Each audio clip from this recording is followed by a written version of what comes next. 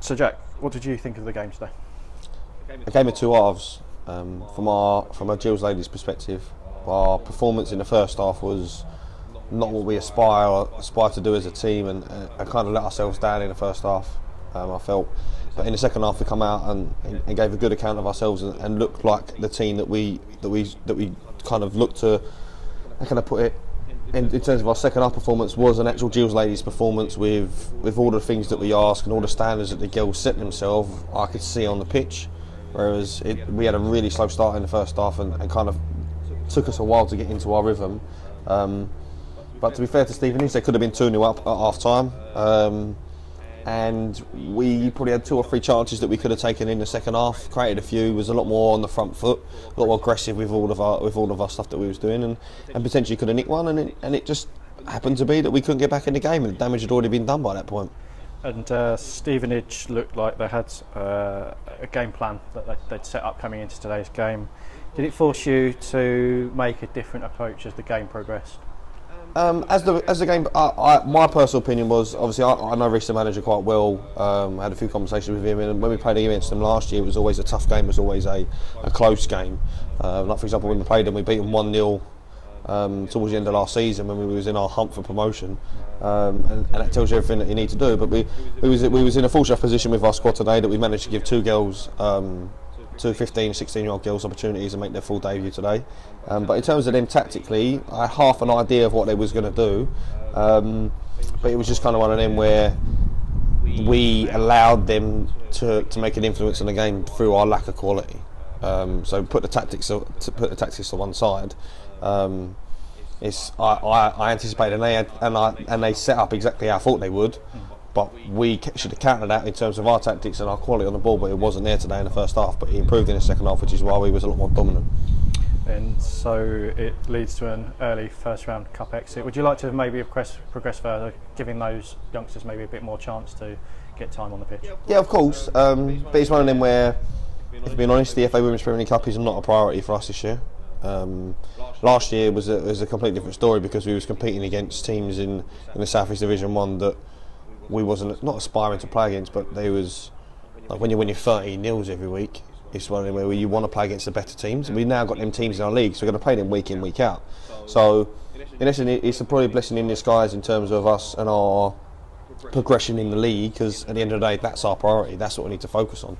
But it means that I think we go into the plate competition now. But then it's also on reflection, you look at it and turn around and say, well, okay, technically the plate is an easier competition, and then you look at it from a point of view of, well, it gives us an opportunity to get at teams and go and have a bit of fun really in the cup, rather than playing against you. Because for example, you could go into the next round and get a really strong side like Palace or Charlton or Coventry in the cup. You don't know what's going to be around the corner, but exactly you don't know who's been knocked out today. So I need to check the results. But no, it's never ideal. I'd rather us be in the cup than in the plate. But beggars can't be choosers at the end of the day.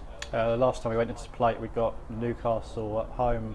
Is it nice to play some maybe different teams when you go into the plate competition then? No, of course. Listen, at the end of the day, we're still in a cup competition, so I can't take too many negatives out of it. It's not the most ideal in terms of us being in the cup. I'd rather us be in the cup than the plate, but listen, it is what it is. It gives us an opportunity potentially to go far in the cup, I'd probably say, with the quality in the squad that we've got. But as long as we perform well, which is what we need to do, you need to make sure that you apply yourself exactly how we've done in the second half.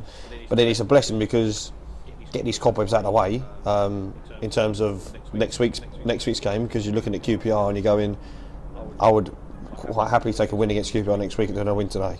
But we need to make sure that we're focusing on the league and use this as a catalyst for the girls next week to turn around and say, right, well, these are the things that didn't go well this week. They need to make sure that we get these things out for next week against QPR, because that's one of the biggest games we've had so far this season that's coming up. And Aileen Williams and Olivia Jesting got time out on the pitch today.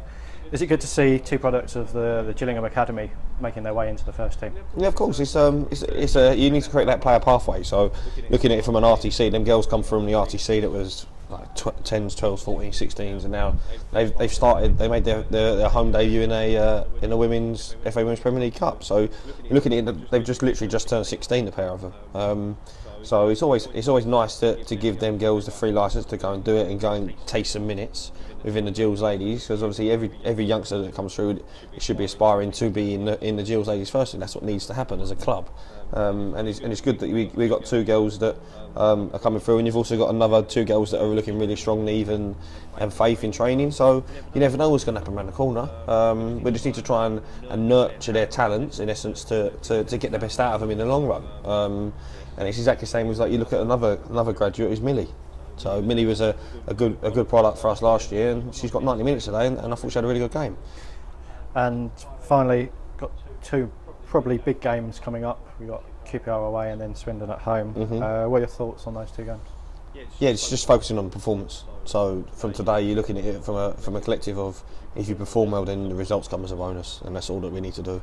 I'm backing us. If we can perform well and we put in a solid shift for 90 minutes, which is exactly what we've done in the first 2 games, which is why you come out with a 1-0 win against West Ham and a very respectable score, 2-1 against Charlton. And then if you can just make sure that we focus and play the same way that we did against them and with the same attitude, then I'm anticipating that the girls can go and do a job. We just need to make sure that we focus on our strengths. Not really interested in QPR, Swindon or how they're setting up. We just need to make sure that we are on point on the next 2 Sundays. Because then if you do manage to get some valuable points against teams that are looking like they'll probably be down there, not that we'll be down there with them, but it'll be one of them where potentially you could find yourself in a relegation dogfight. You don't want to be in that position, and that's why these games are very important, and they're both coming very early on in the season. But obviously no season can be decided right now. It's what happens right away through from now till the middle of May.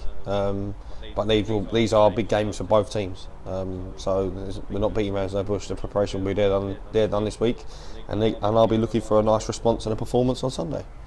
Cheers, Jack. Thank you for your time, and on to next week. Thank you, mate.